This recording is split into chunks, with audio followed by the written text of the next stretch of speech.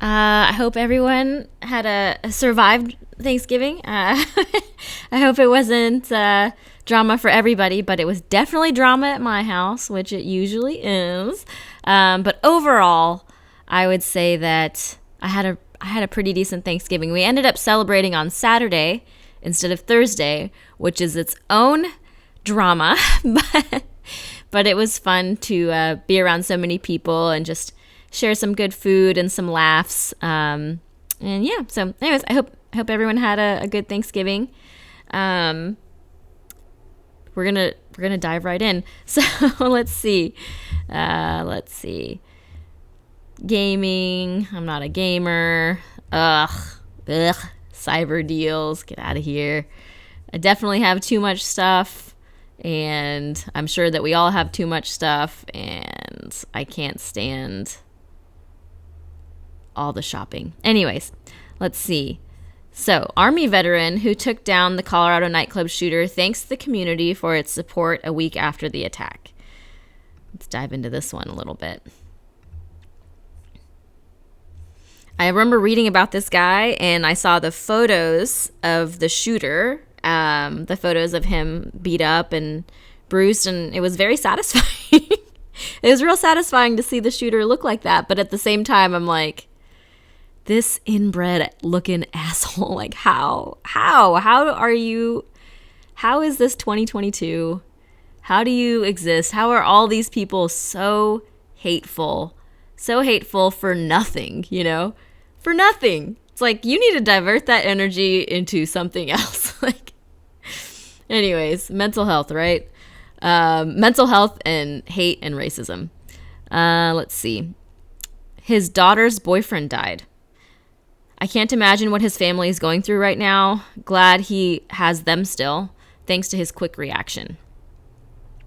I find it so strange that the media is focusing on the hero aspect of the story without commenting at much or at all with the trauma that he and his family must be enduring. His daughter's partner was shot to death, and it is made to be a trivial sidebar of trying to highlight his military service and ownership of a brewery. So much better than focusing on the shooter like they used to. Edit. The above poster is right in that society is psychologically damaging our heroes by ignoring their loss and pain. We still have a ways to go, but my comment was about acknowledging the change of focus to the victims over glorifying the shooters. I think they should list the injuries in detail. There are 19 people who weren't killed, but were struck by bullets. There is an automatic focus on the number of dead in the media and in the public discourse.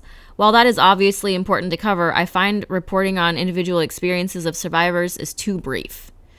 One article I read included an interview with a man who was shot in the back and leg, but there is no further information as to what he has gone through in regards to his injuries or even the nature of them. The Parkland shooting was the first time we really started to see survivors at the forefront when it comes to information and coverage, but a lot of it, especially that which has continued on an ongoing basis, must be credited to the survivors themselves. Victims don't need to be named, but the media needs to drive home that minor injuries could still mean broken bones and long healing times. Many of these people will need to undergo years of surgeries and treatments and rehabilitation to recover on top of dealing with the psychological trauma.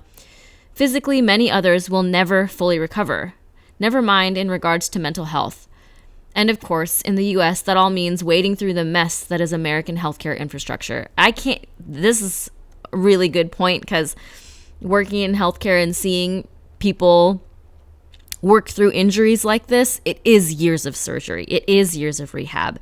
There's scarring everywhere. I took care of a woman not too long ago who is so badly broken from a single gunshot wound to her leg, like surgery after surgery, and she's so depressed because she can't do anything.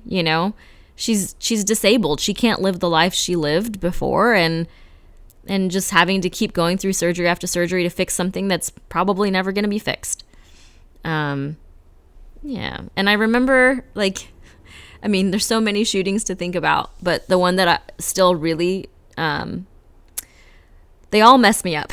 All the shootings mess me up, but I think about Sandy Hook and Uvalde. And since Uvalde was the most recent, it's the most fresh in my memory.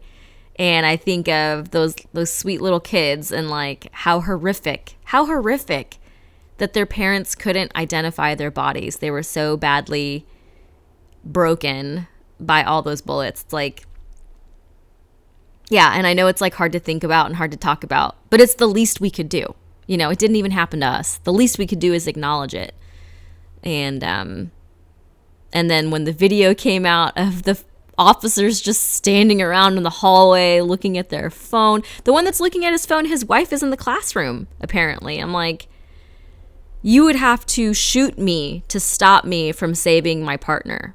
Like, this is ridiculous. I mean, that whole sentence was ridiculous. That whole sentence is a brand new sentence. Like, there's so much craziness. But yeah, I have a newspaper in my desk right now that shows all the pictures of those little Uvalde victims. And every time I kind of open it, I look at them and I just remember to be grateful and have, like, I don't know.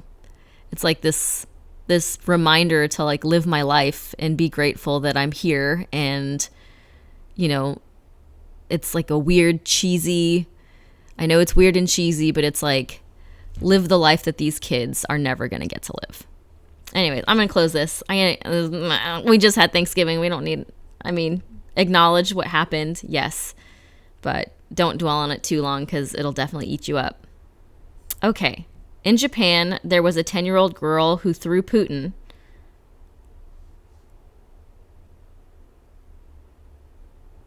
In Japan. When did this happen? Let's do it again.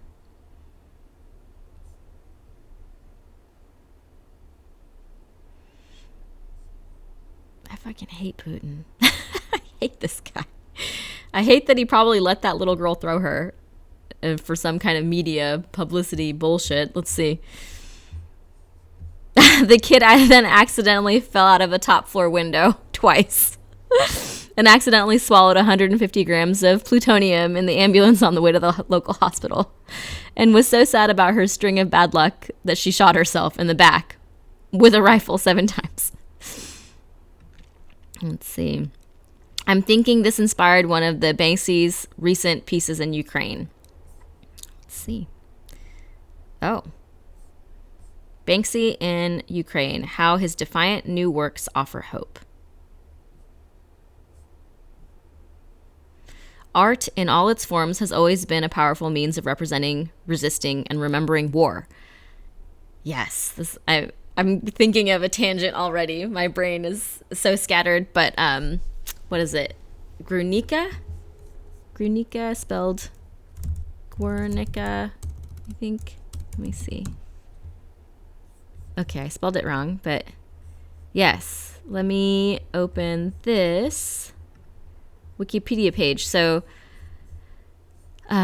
Guernica, maybe it's Guernica. Okay.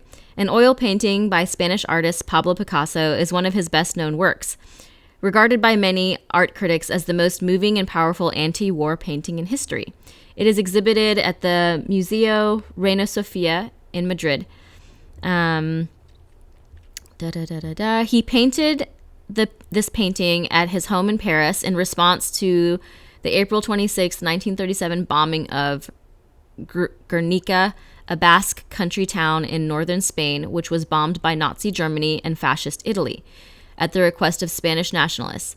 Upon completion, Guernica was exhibited at the Spanish display at the 1937 Paris International Exposition, and then at other venues around the world. The touring exhibition was used to raise funds for Spanish war relief. The painting soon became famous and widely acclaimed, and it helped bring worldwide attention to the 1936-1939 Spanish Civil War. The commission, historical context. Let's see. There's a story, and I hope that it's, I want to say it's a true story, but I don't know. It was a story that I heard where some Nazi saw the painting and said that it was disgusting. And then Picasso said, well, this painting is what you did. Like, it represents what you did. So you think it's disgusting? Well, you did this disgusting thing. I wonder if I can find that story in here. Let's see. I'm just skimming the page. Oh, okay. This is the story here. So I don't know if it happened, but this says Picasso lived in Paris during the German occupation during World War II. A widely repeated story is that a German officer once asked him upon seeing a photo of Guernica in Picasso's apartment, "Did you do that?" And Picasso responded, "No, you did." So I don't know if that story is true, but yeah, this art and anti-war paintings are very powerful.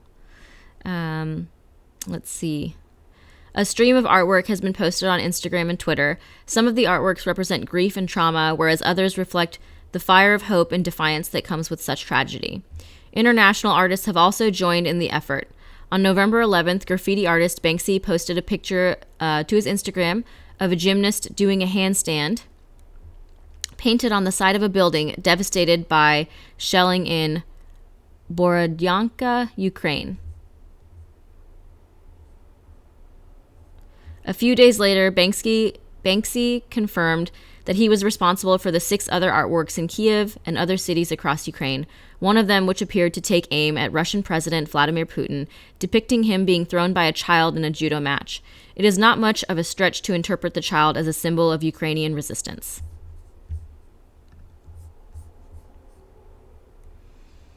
Okay, let's see. Later invited her for tea.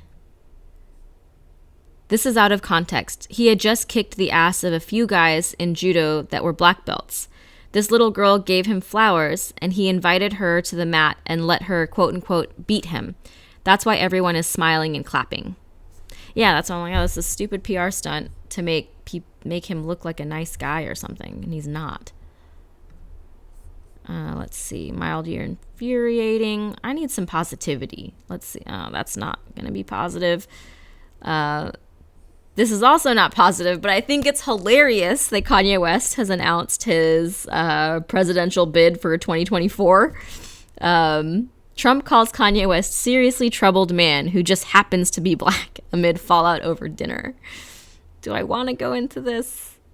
Not really. This is interesting. Sperm counts dropped by 62% worldwide. Let's see. Isn't the historical accuracy of sperm count rather wishy-washy? I remember reading somewhere that the confidence in the past numbers isn't very high. Yes, I'm sure the Greek reporter is not the definitive resource on human reproduction. Here's a bit of better resource. Let's see. From the Harvard Gazette. Study aims to quell fears over falling human sperm count. To quell fears, okay. Team sees flaws in influential paper. Embracive claims by interest groups. Of course. Whenever you see a research study, you gotta see who funded the study. Rising fears over a declining human sperm count among men in Western countries may be overblown, according to researchers at Harvard's Gender Sci Lab. In a new paper published in the journal Human Fertility, The Future of Sperm, a biovariability framework for understanding global sperm count trends, Sarah S. Richardson, Marianne Boulicault, and other colleagues argued that the assumptions underlying these claims are specifically and ethically problematic, as they proposed alternative methods for understanding sperm count trends in human populations. So, I guess the gist of this is to not worry about sperm count declining. The research wasn't great. Let's close that one. Well, good to know that men are not responsible. Just kidding. Let's see. Clear view of an ice auger drilling a hole. Oh, cool.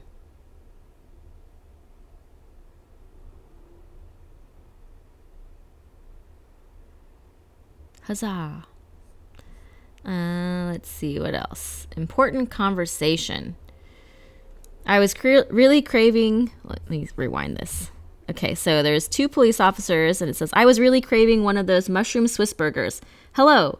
Does sound pretty good. I know. Okay, maybe I should just hit play and listen to this. Let's go over here. Does sound pretty good. I know. We'll have to go to another location. Yeah, we can probably hit Battle Creek. There we go. That's one. Yeah, we can do that. We'll go to Battle Creek. Yeah. I like those mushroom Swiss. Hello. The spicy chicken. Are we not being verbal? Yeah, that mushroom Swiss does sound We're pretty just good. trying to have a conversation. We're not trying to yell at you guys. I do like the Crunch Wrap Supreme.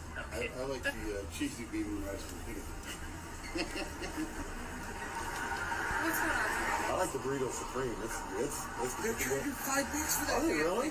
Really? Sir, That must be that sour cream. I that's know, in we there. just have a Yeah, they civil must be putting extra sour cream in. conversation about this. Really? I always add extra sour cream, so that puts it over. Yeah, really does.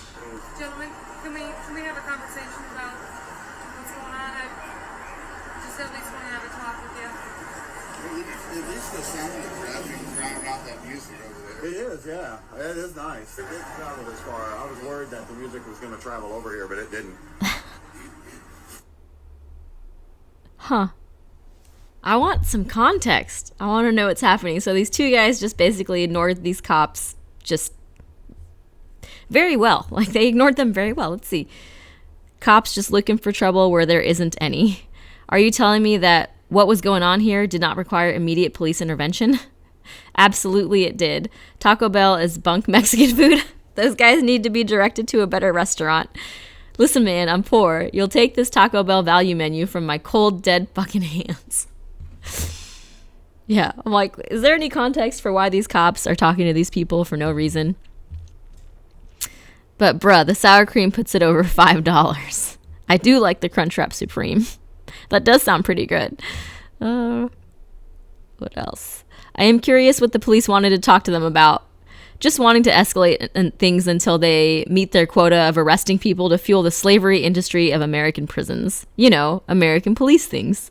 Yes, certainly cops should shout, don't resist, do not resist, and they will charge him with resisting arrest or something they make up. No big deal. This is the most genius pre-de-escalation tactic I've ever seen. That's white people games. I really don't think I would be alive if I tried something like that. Yeah, that makes a lot of sense. I'm sorry, officer. I did not know I couldn't do that. Chip, no. Let's see. They are surprisingly successful. Maybe it's not their first time, lol. Johnny 5-0 has used this tactic a few times, always with hilarious results. See his YouTube videos. Oh, I've never looked at that. I have to look him up. Fake. No one has ever said they want to go to Battle Creek. This is the God's damn truth. I don't know where Battle Creek is, but that's pretty funny. I feel so hungry hearing their convo. Ew. What? Let's see. Let me go to this one. Okay, technology subreddit. Comcast told him it would cost $17,000 to speed up his internet. He rallied 41 South Bay neighbors to build their own lightning-fast fiber optic network instead. Well, it is the South Bay, and South Bay neighbors probably make 6 figures, all of them. Let's see. Yeah, if you got to pay for the infrastructure yourself, might as well get the best you can.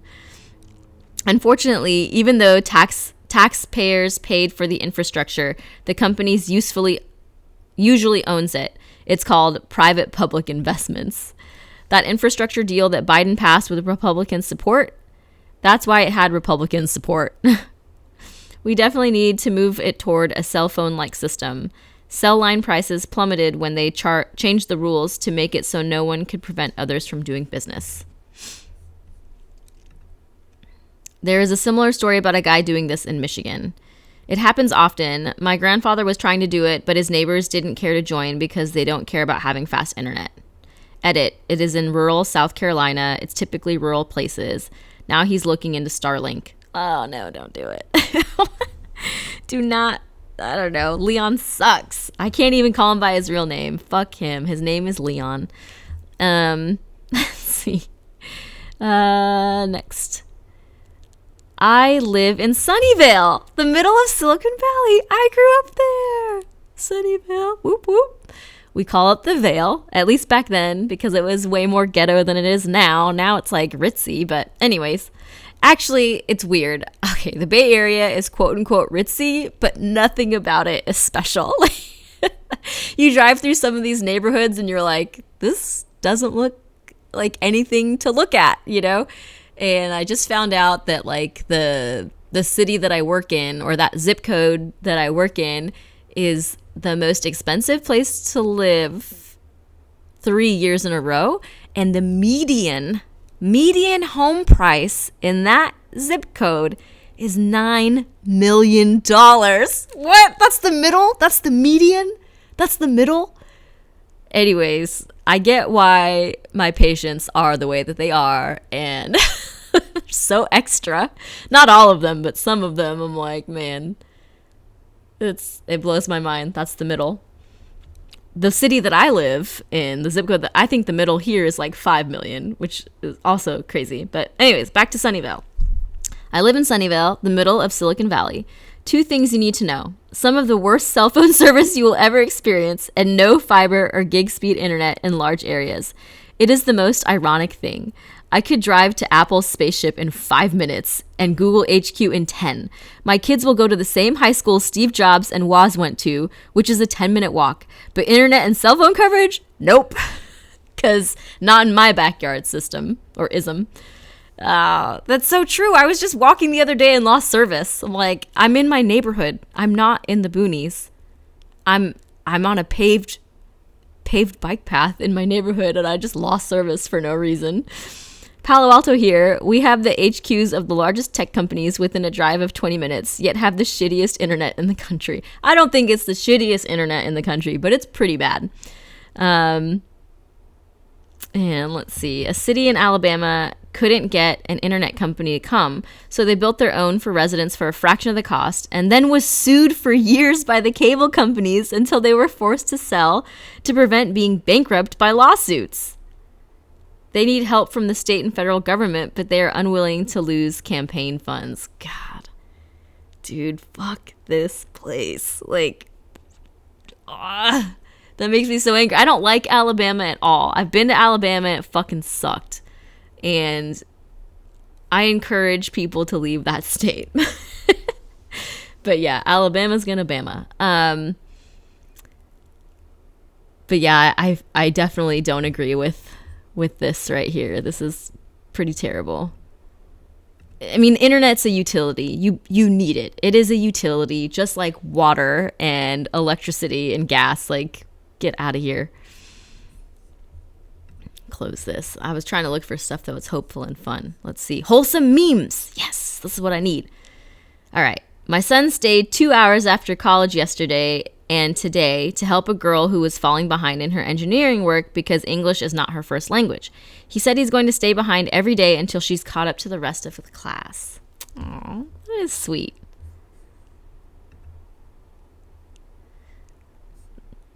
That girl's probably hot. I'm just kidding. I'm joking, but that's why, I mean, that's how little I think of men in general, but maybe her son is a genuinely good guy that's not trying to get laid. Let's see. I purposely would arrive early and stay late for every STEM class I could because helping people understand the material was the best way to cement my knowledge. Not homework and studying. Tutoring was the trick. Same here. Whenever I tutored people in nursing school, I definitely had a better understanding of everything. Which is also hilarious that I was tutoring people in nursing school because when I got there, it was a 2nd degree program. So everyone already had degrees in something else. And like a lot of my classmates had degrees in biology and neurobiology and something science-y related. And they're like, oh, what's your degree? And I'm like, English, British literature to be exact. And, but yeah, I remember being in nursing school and I was tutoring a bunch of people. I really think that even though I didn't have a science background, my ability to read and comprehend material and break material down, I think my reading comprehension and even just like memory things, like how to remember certain things. It was all very linguistic for me. So the study of nursing and all the nursing sciences, or sciences, because that I get annoyed when I hear the words nursing science. No, it's actual science. We're learning pathophysiology. We're learning pharmacology. We're learning anatomy and physiology. It's all science. But in learning those subjects, I had to use a lot of my English background to read and comprehend what was being described. So the structure of cells, the function of cells, disease processes, like the way atoms and molecules interacted with each other, and like, transport across the cell membrane, all that stuff. And then remembering the information, coming up with different tools to remember all that information really came from my English background. So it wasn't quite as useless. I mean, it was kind of useless in that I had to go back to school to get another degree, but having that background made nursing school definitely helped me in my classes. Let's see. Teaching someone else something you just learned is a great way to solidify that knowledge in yourself. Win-win for both. See one, do one, teach one, and now you're a nurse. The nurses know. Oh, God. Who the fuck stays 2 hours after college? This isn't grade school, bell ringing at 2 p.m. weekdays. This isn't a college in the US. College means further education before university in the UK, where the tweet comes from. Oh, okay, so this is from the UK. Americans, when they realize that the site is 50-50 with non-Americans who can speak English. Americans, when they realize everyone on the internet isn't automatically American. Oh, I'm guilty. I did it too. I'm part of the problem. Okay. Ah, yes. MAGA patriot. Don't mind Larry. He just got back from 3 tours of duty in Whitemanistan. Whitemanistan is scary. It is dangerous. Okay? Let's see. This guy doesn't feel safe ordering his skim milk cappuccino. And he 100% calls other people snowflakes, LOL. Let me get a wokachino, haha. What's that, sir? Just a oat milk latte. Why are you whispering? My dad's over there. I don't want to let him down. Your dad also ordered a wokachino, but he said it was a soy chai latte. I have zero doubt that the average barista has better cardio than this chunker or his daddy. If he actually needed to use his weapon, he'd be fucked by his own immobility.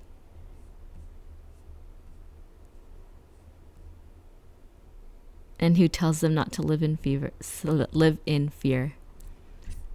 Let's see. A normal person would feel like an idiot wandering around like that. Can confirm, I would feel like an idiot and know that people were secretly laughing at me. These are the same people who run around telling everyone that the US is the greatest country on earth, but apparently you can't step out your front door without being armed for combat. Whitemanistan. Let's see. Am I the asshole for asking my girlfriend to start making me breakfast every morning? Before we dive into this, I do like making my boyfriend breakfast, but he has never been like, hey, can you start making me breakfast every morning?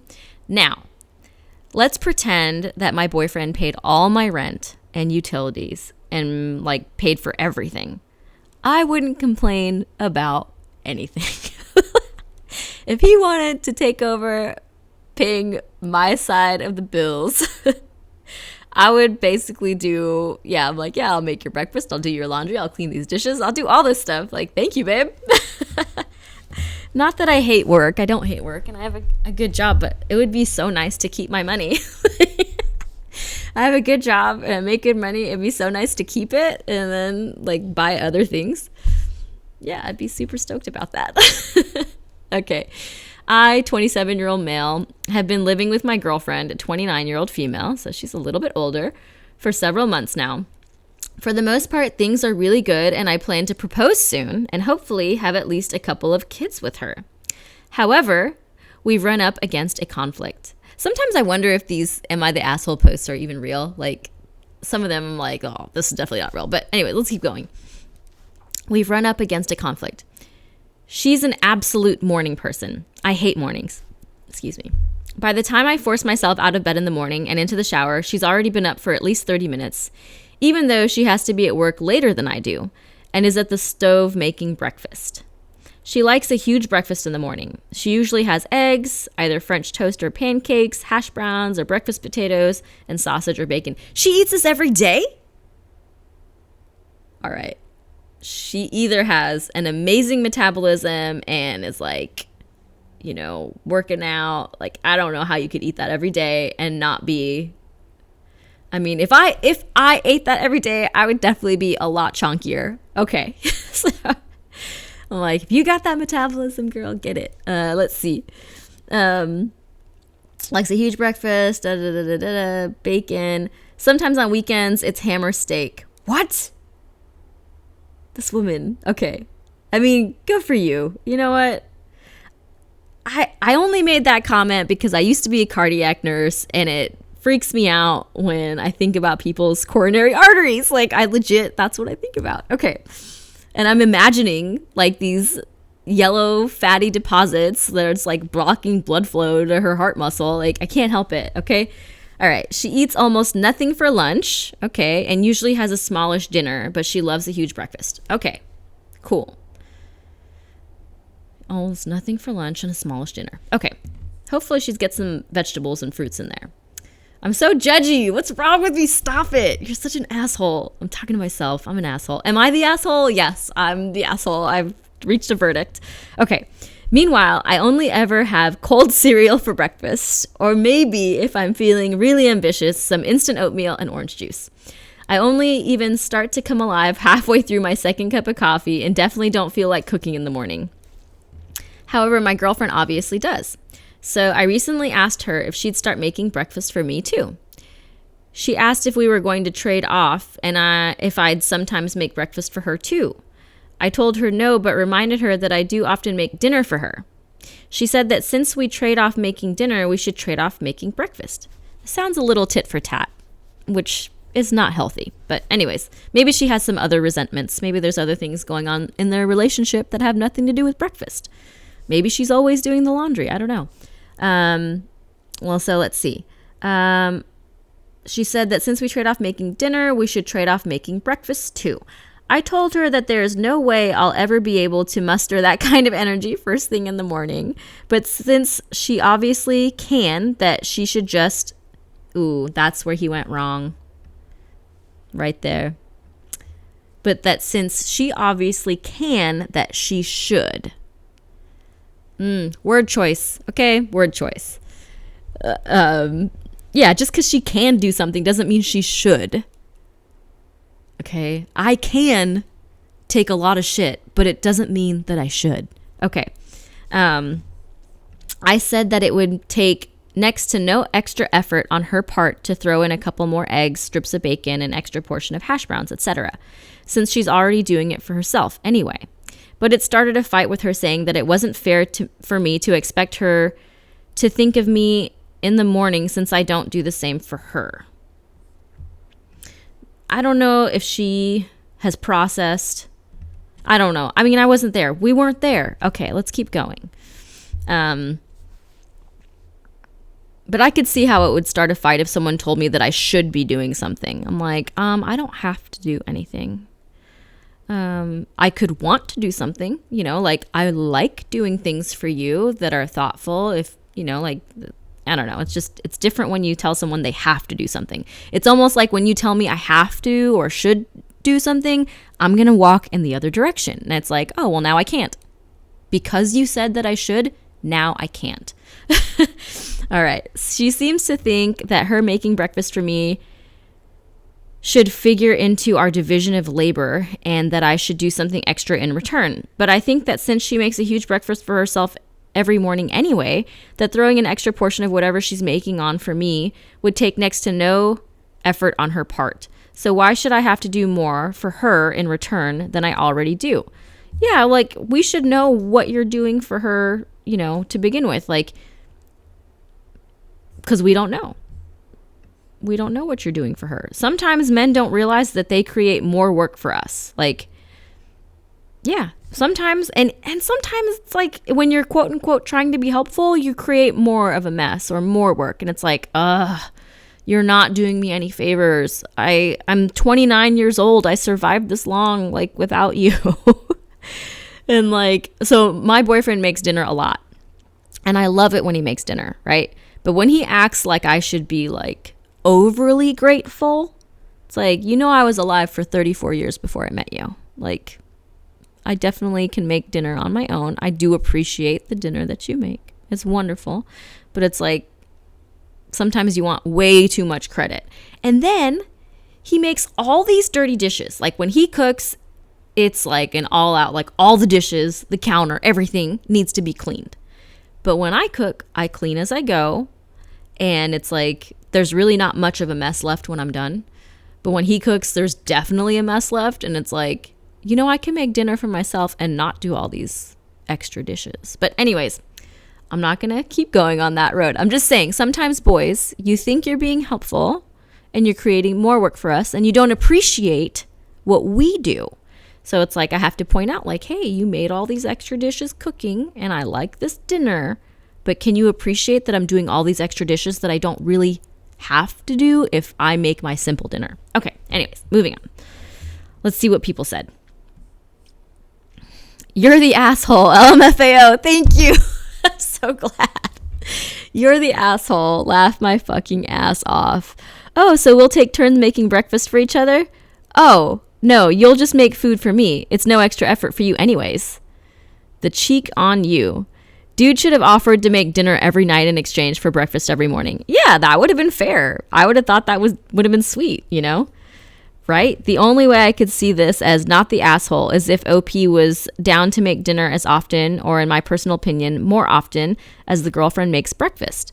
Come on, OP. Obviously, you're aware of the energy required to do shit like make breakfast in the AM, so you should be at least willing to reciprocate later in the day. Shit, I'd be tucking her in, kissing her goodnight, and reading her a bedtime story if I could wake up to a motherfucking bacon and eggs some mornings. Edit to follow. Why is the extra work for you or her in meal making a transactional should I, shouldn't I situation, OP? I think in a healthy relationship, you could jump any opportunity to improve your SO's life, be it rushed mornings or later at night, especially since you've said it's no extra effort to make you a breakfast alongside their own. It should be no extra effort to consider your partner as well. I kept waiting for the I make dinner every night, but turns out he's just the asshole. You're the asshole. Let's see. I'd accept non-dinner exchanges. My partner does 98% of the cooking. In turn, I do 98% of the cleaning. Sure, it's not much more work to cook for two rather than one, but it is more work, and OP isn't willing to offer anything in return. OP is the asshole. You're the asshole. You should make dinner every night. Okay. Let's see. You're talking about proposing and kids. Thank you. This is, okay, let's read this. You're talking about proposing and kids. Will she never get a morning off from kids because you hate mornings? She's already up, so she should be the one to pack bags and lunches and cook everyone's breakfast.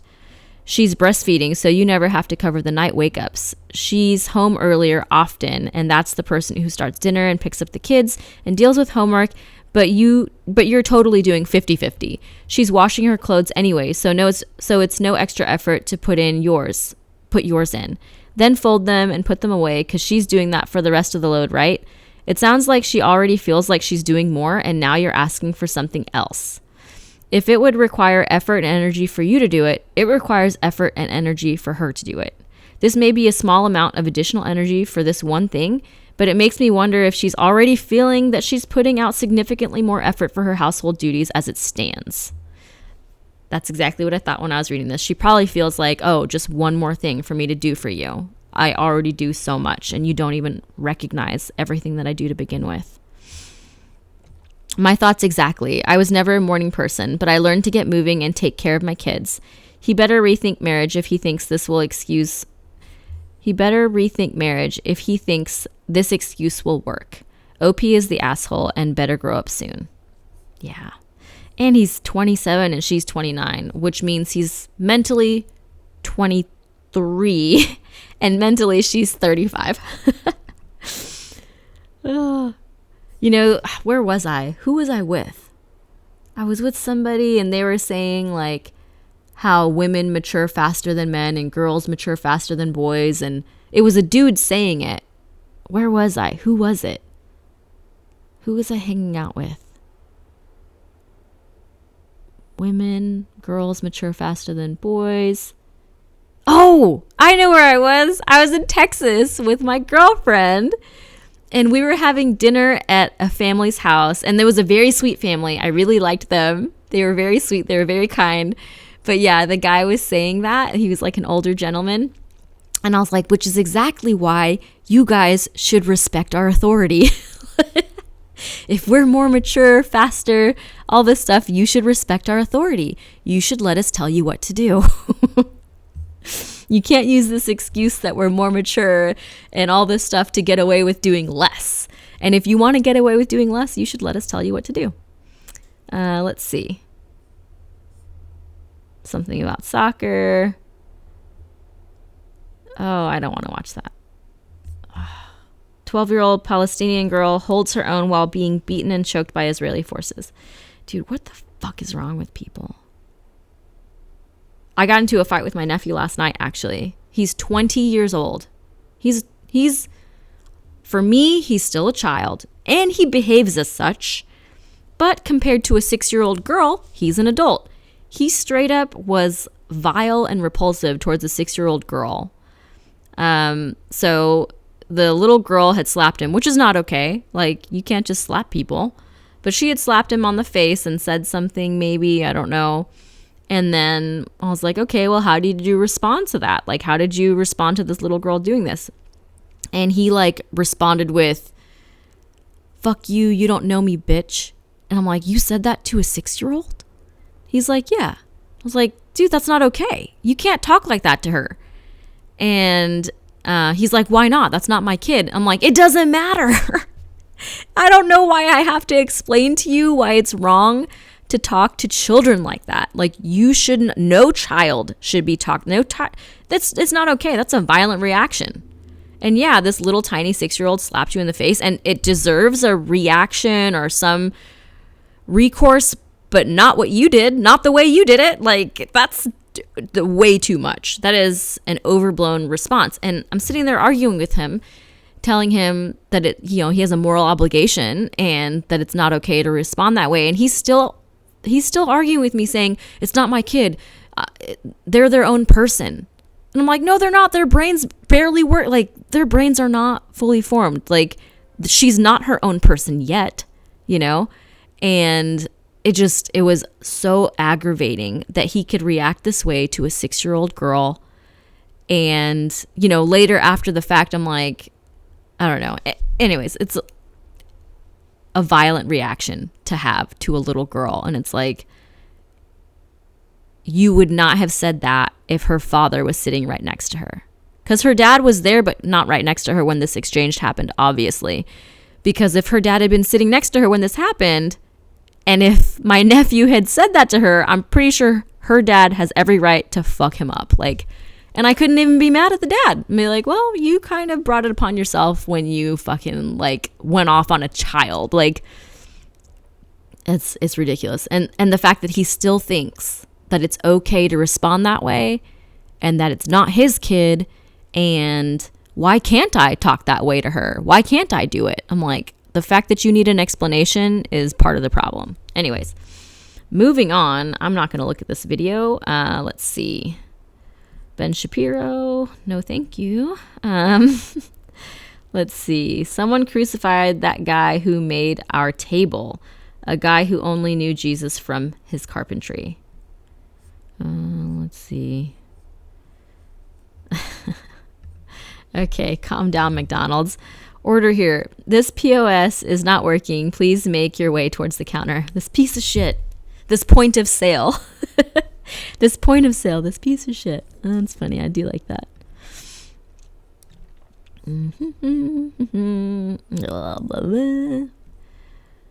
Iranian drone advisors who were helping Russia bombard Ukraine were killed in Crimea, Kiev officials say.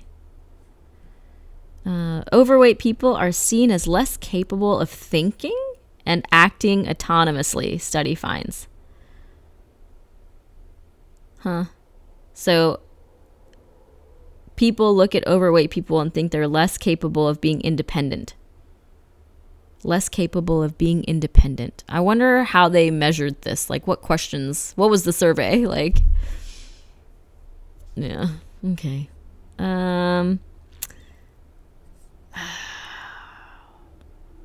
It's like, okay. There's the word fat phobia or fat phobic, which I understand. I think I understand. Okay, well, let me pull it up. Fat phobia or fat phobic. Fat phobia. So, also known as anti-fat, is the implicit and explicit bias of overweight individuals that is rooted in a sense of blame and presumed moral failing. Being overweight and or fat is highly stigmatized in Western culture. Can you be healthy fat? While being overweight is a precursor to obesity and, like obesity, can increase the risk of diabetes, heart attack, and stroke, it is also possible to be overweight and still healthy, especially if you're free from chronic diseases like hypertension or diabetes. I mean, you're free from it for now, but as you get older, the risk goes up for those things. Anyways, so there's the idea that, like, you know, we should love our bodies, and we should. And we don't all have to look the same.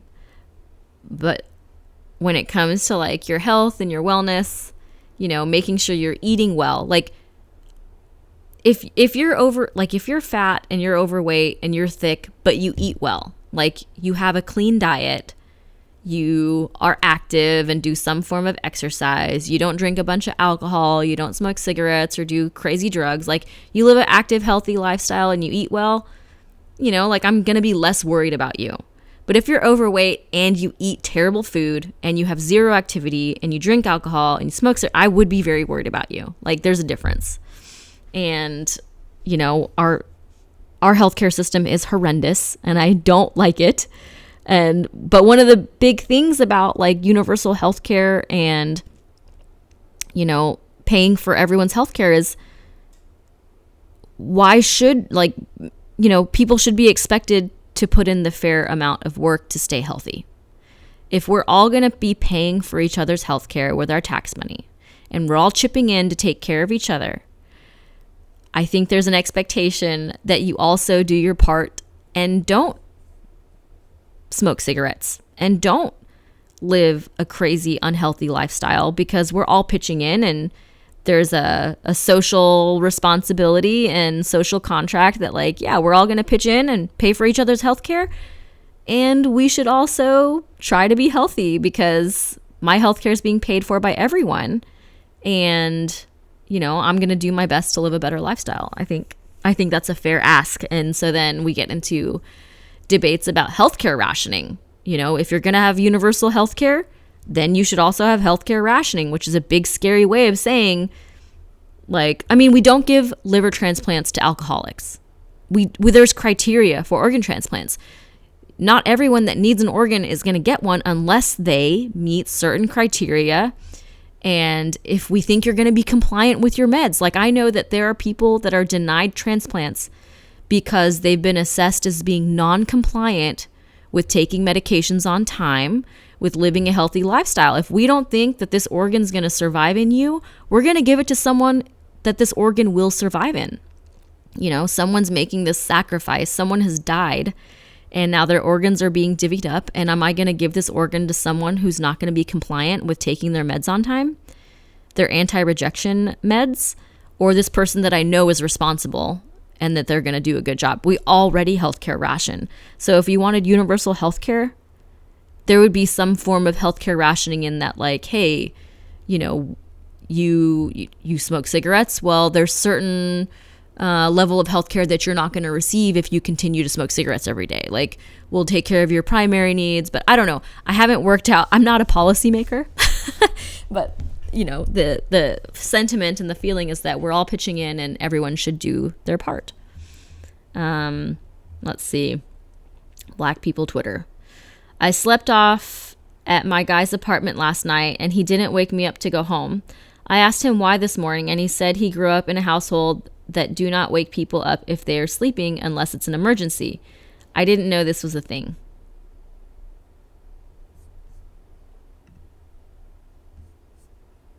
I thought this was the same for everyone until I met my SO. Once he slept till 2 p.m. on a weekend, and when he woke up, he was like, "Why didn't you wake me up? What the hell?" I was like, "It's the weekend, and you were obviously very tired or you wouldn't have slept that long." He just did not get it. It was very funny. Yeah, as an adult, I'll wake you up if you ask me to, but other than that, you wake up when you wake up. Yeah, I'm not gonna, yeah. I mean, I do wake up my boyfriend just because I want him to be up. I try to. I'm like, "You ready for some coffee? I'm ready to get the day started." But yeah, let's see. Am I the asshole for telling another gym member to wear a bra? What? Okay, let's see. I, a 25-year-old female, fucking hate wearing bras. Oh, I think this was worded wrong. She didn't tell someone to wear a bra. She doesn't like wearing bras. Okay. They're uncomfortable, constricting, and expensive. With work from home, I spent the last year and a half basically never wearing a bra and got used to it. Quite frankly, my boobs are non-existent anyways. I recently started going to the gym again and started working out braless. I should note that until now, no one has ever pointed out anything wrong with me not wearing a bra. However, in the middle of a set of squats, yes, mid-squat, a guy comes up to me, taps me on the shoulder to get my attention. What the fuck? I would be so pissed. Mid-squat. Okay. To tap me on the shoulder and get my attention and tells me that my nipples are poking through my shirt. Fuck you. I get really irritated because why the fuck is this guy staring at my nipples in the first place? And then stopping me mid-set to inform me. Like, mind your business. I get really annoyed, try to finish my set, but then this fucker literally grabs the bar as I ascend and re-racks it for me. He claimed it looked like I was having trouble with my last rep and that he had come over to make sure I could do it, then noticed my nipples. Dude, this guy's fucking retarded. Dude, guys, like, this is why I think so little of men. I know that they're not all bad, but the good ones are clearly already taken. Like, and even the good ones aren't that good. Like, being a heterosexual woman is so hard. So fucking hard. Okay. And it's proof that it's not a choice. Okay. It's proof, because if it was a choice, I would choose the other team. Like, hands down, I think Ali Wong said it. I would be so successful if I had a wife. And that is 100% true. Okay. Let's see. Just finished my set. Blah, blah, blah. I pointed out that the safety bar was set, so even if I did fail the set, he wasn't needed. But he just insisted people at gyms look out for each other. Okay. I've never seen a dude do. Okay. And that going forward, I should probably wear a bra so other people wouldn't get uncomfortable. Fucking gouge your eyes out, dude. Anyways, I'm not a Bible person, but gouge your eyes out. And that it may help me stay more balanced in my squats. How the fuck is a bra gonna make her more balanced in her squats? I'm literally the only girl at the weight section of the gym at the moment, and other guys who are squatting and failed sets never have to worry about this shit. I've seen guys fail multiple sets in a row. No one ever rushes to their aid, but I have a very slight pause and everyone thinks I need rescuing. Not everyone, just that one douchebag. So I'm now really annoyed and also kind of uncomfortable that this guy I've never spoken to in my life thinks he's helping me and then has the audacity to tell me how to dress. So I tell him, "You have bigger boobs and nipples than I do. Maybe you should wear a bra so people won't get uncomfortable and you won't fail your squats." He then got really defensive, saying he was just trying to help, then called me a bitch, typical, Honestly, I'm not sure if I overreacted, but I'm still kind of pissed off. So maybe that's clouding my judgment. Am I the asshole? Verdict, not the asshole. Edit to add. I'm sure if people think I'm walking around and it's extremely obvious my nipples are showing, or I'm not sure if people think I'm walking around and it's extremely obvious my nipples are showing. Even if you were walking around with big ass nipples poking out of your shirt, as fucking, be respectful. Who cares? Mind your business.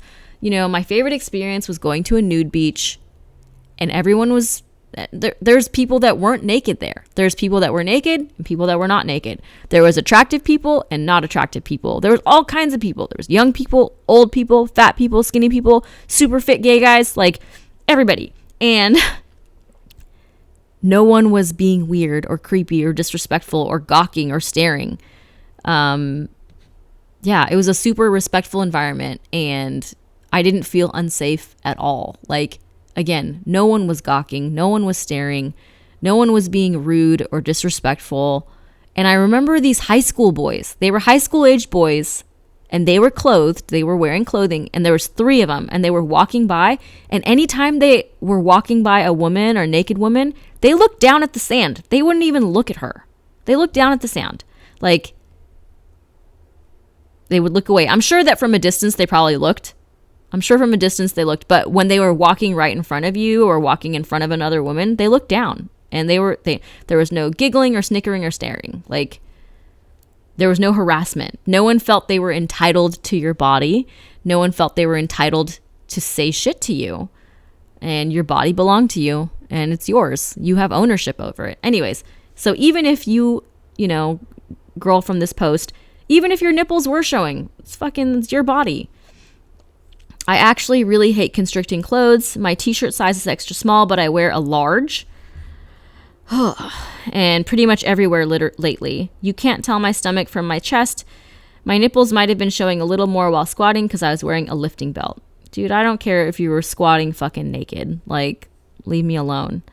Thanks so much for all the feedback on OP. A couple people said it was just a validation post.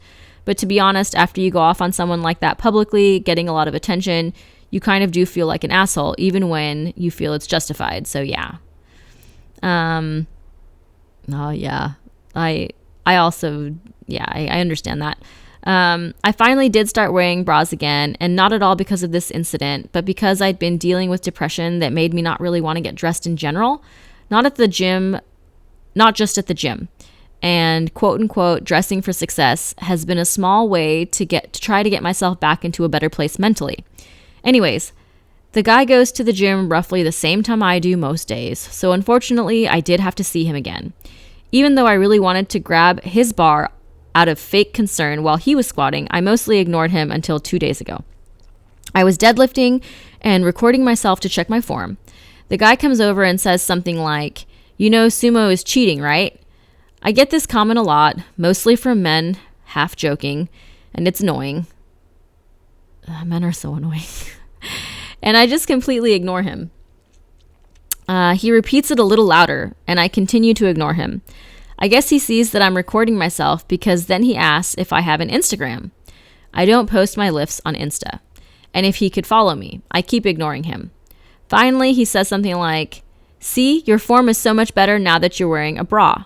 And I fucking lost it again. I screamed at him that he's disgusting, harassing piece of shit. Honestly, I don't remember exactly what I said, but it was admittedly very vulgar and got a lot of attention.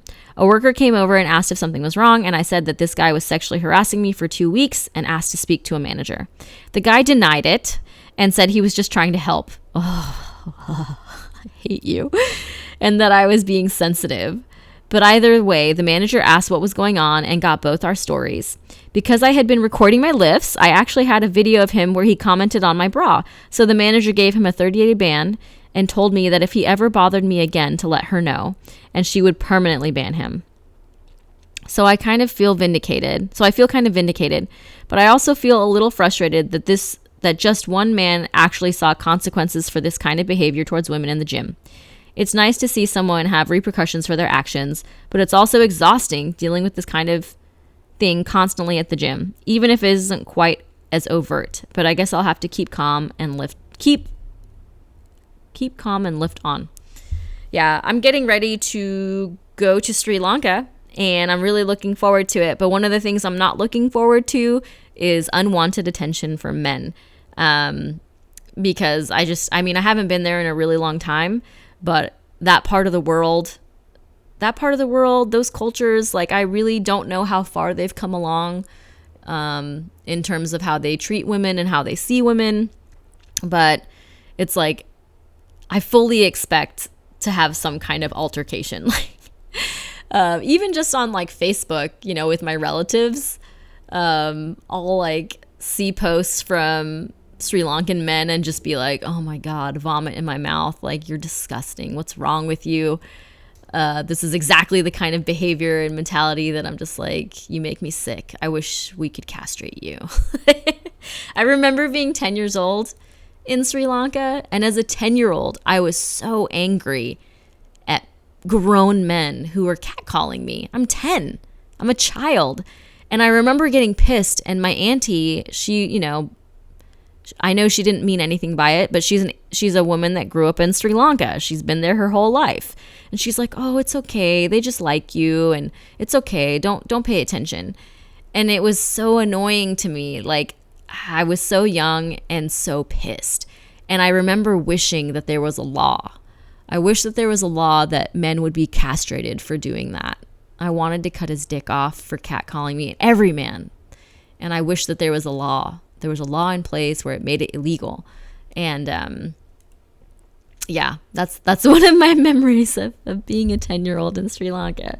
Being catcalled by grown-ass men and being pissed, and then being told not to take it too seriously. But it's serious.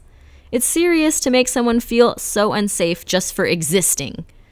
To feel so unsafe just for fucking existing. And yeah, I don't know what to expect. I hope it's better out there. I've gone to the subreddit for Sri Lanka a few times. You know what? Let's go there right now. Let's go to the Sri Lanka subreddit just to take a peek. There was some really funny stuff on there the last time I was there. But let's see. This one's got the 80,000 members. This one. Let's see what's going on. My life is not going well. I need help. Hi, this account is a throwaway for obvious reasons. I'm a 30-year-old guy that lost his job 8 months back because of a mistake I made. I don't want to hide that. I've been trying to find any kind of job throughout that time, but despite applying for close to 200 jobs, I've only been called in for 3 interviews. That sucks. I'm sorry. That's really tough.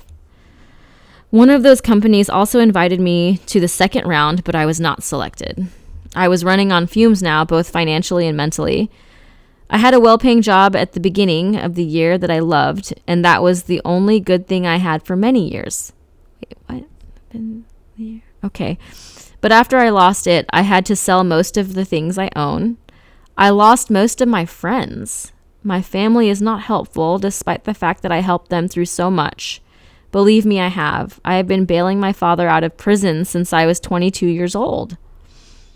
So much of my loans were taken to help my family, and now I'm left alone to deal with this. And the only thing that could be worse for me is if I became homeless. And it's not like finding a job is the only thing I had tried during this time. I tried helping my mother start a business, but she doesn't like me poking into her things. I tried freelancing a few services, but for the 4 months I've tried to sell, not a single business came. I tried looking into migration, first to Canada, then to the Netherlands, and then to the UAE. Oh, don't go to the UAE. They're disgusting. I mean, I can't go to any of those fucking cities that were built by slaves. Their passports are taken. They're fucking getting paid shit wages, while the Emirati just get all this fucking money from the government. I mean, at least the government's taking care of their own people, but all those cities, all those skyscrapers were built by fucking slaves. It goes without saying that idea is pointless because I can't afford it. And now the only thing I have left is this old computer I'm typing with, because my phone broke a few days back too. It's laughable how unlucky this year has been to me. Literally everything I had just gone. I tried ending things a few days back, wrote down all important stuff, and just spare everyone the burden of having to deal with me. Funny thing, I wasn't even sad or crying, and that's saying a lot because I used to suffer from a severe case of depression not long ago. This is my last-ditch effort to try and figure something out. Thank you for trying to help, but respectfully, I do not need charity, not financially or otherwise. I just need someone to give me a job. Anything at all. I was an operations project manager before. I have a degree in computer science. What the fuck? I am extremely good in Sinhalese and English, and I am a hard worker. I made one mistake on the 6th of March this year, and I've been paying for it ever since. I really wish I knew what that mistake was, but still, like, this guy seems very marketable. It eats into my heart that I had to share this with anyone, but I'm out of options. Please, someone help me. I will be in your debt for life. Hello. DM'd you for some info. Your situation sounds not great, but you're ridiculously well spoken by the looks of it. Hope I or anyone will be able to help. Good luck. Thank you so much for reaching out. Man, your English is so good. Try to use that examples, teaching English tuition, getting a job as a translator, etc. Thank you. That's a really great idea. I'm actually going to look into both of those. Yeah, you got to be creative. You got a lot of assets, and being good at English is a huge one. So be creative. You don't have to just do project management. You don't have to just do computer science. I mean, I'm sure you want to do those things, but while you're getting by, do anything you can. I had an English degree and I worked as a Starbucks barista and a Red Robin waitress, and just do whatever you can, man. Yeah, it took me forever to get like an adult, quote unquote, adult job, because retail jobs and hospitality jobs are adult jobs. But anyways, let's see what else. Since you have a computer science degree, I assumed you must be familiar with software engineering. If yes, try applying to Surge. They pay a good amount for those people. Just typed what came to mind. Good luck, mate. Would they hire me as an intern when I'm 30 years old? I really wouldn't mind, though. It would give me a chance to refresh my knowledge and get me a better chance to fit into my position later on. Surge is too competitive. Honestly, go on LinkedIn and search for other software companies. Yeah, you got a computer science degree. You could do a crash course on Udemy for like a couple languages, and I'm sure that would help you land a job. What was the mistake, if you don't mind me asking? Yeah, this might be the root of your problems. All bad things come to an end. Yeah, that's something that I really like to tell myself when I'm going through it. It's not forever. It's just for right now. And I've been saying that for decades. It's not forever. It's just for right now. And it's true. I DM'd you. Only you can understand your situation. Try to stay positive and have faith. Peace be on you and good evening. What if you tried getting a small job? Yeah, like at a coffee shop or a restaurant, working as a shop assistant or a waiter or any other small general job to at least get the finance coming in to maintain basic living. After that, you can take some time to think and get things together without having to worry about being homeless. If you want, you can go to a local mosque and ask for mental and spiritual health. Also, go out into nature and wild and spend more time there. Trust me, the future is not what you think. It is in fact much better than what you perceive it to be right now. Inshallah. These negative thoughts are not yours, but from a different source. You are not your thoughts. I would recommend getting a Quran with translation in your language. Well, that's really only good for men, I think. I mean, he is a dude. But anyways. I also recommend reading the book, The Power of Now. You won't regret it. You got this, mate. Inshallah. Okay. I'm letting my judgments and my prejudice, but seriously, okay. I'm going. Get out of here. I hope that guy does get something squared away. There's nothing wrong with doing other jobs that are not necessarily in your specialty until you can. Candy and Dancer.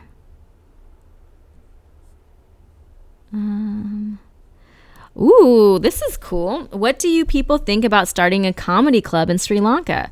That'd be awesome. As a fan of stand-up comedy, I rarely see Sri Lankans doing stand-up in English. I do. Well, just open mic and like small competitions and little things here and there. But yeah, I rarely see Sri Lankans doing stand up in English. There are very few people doing that here. Might be not that I know of. I want to know if there are any platforms where they do these sort of stuff. I've seen many Indian stand-up comedians and comedy shows. I'd like to see those sort of stuff in Sri Lanka too.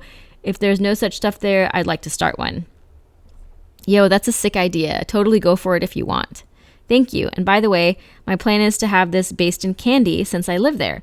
I would really appreciate it if you could help me with this. I'll do it. I'll help you with this in Kandy. That'd be so fun. Something that would be really cool would be Sinhala stand-up comedy, if it's not there already. I get it, English makes it universal, but nothing beats the jokes in our native tongue. I wish I could participate in that, but I cannot.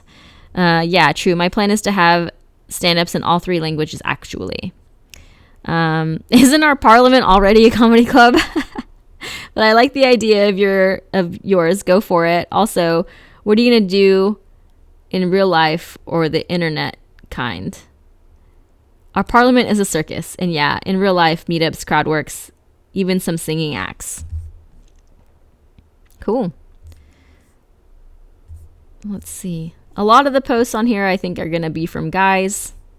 For guys, by guys. Guys, I don't know. Dudes all day, every day.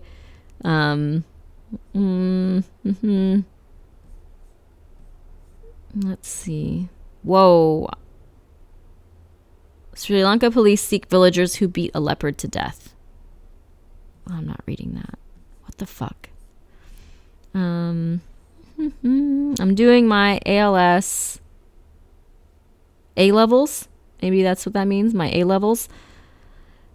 English medium and bioscience stream, biochem and physics, and I need help with finding the related study materials. Thanks. Need help with A-levels. Best place to celebrate New Year's Eve. Are government servants actually hardworking? MacBook Pro. What else? Well, anyways. Sometimes I like to see what's on the Sri Lankan subreddit. It was cool to read about the comedy club thing. That might be something I might try to look into. Again, I don't know how much pushback I would get being a woman, especially being a woman with American accent and American viewpoints and American culture and attitude. So anyways, it has been a great day recording this, and I hope it was a little bit entertaining, and just, yeah, until next time. Bye.